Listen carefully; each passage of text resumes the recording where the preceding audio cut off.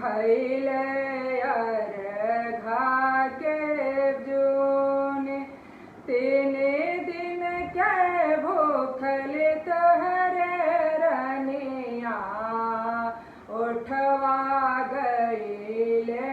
झोराई पहिरना सीताया चुंदरिया चल छठिया घाट पहिरना सीता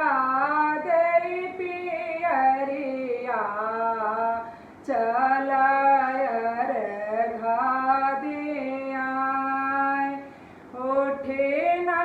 तिवारी सेवका भोरे गैया दोहिना सबे 3 दिन के भूखल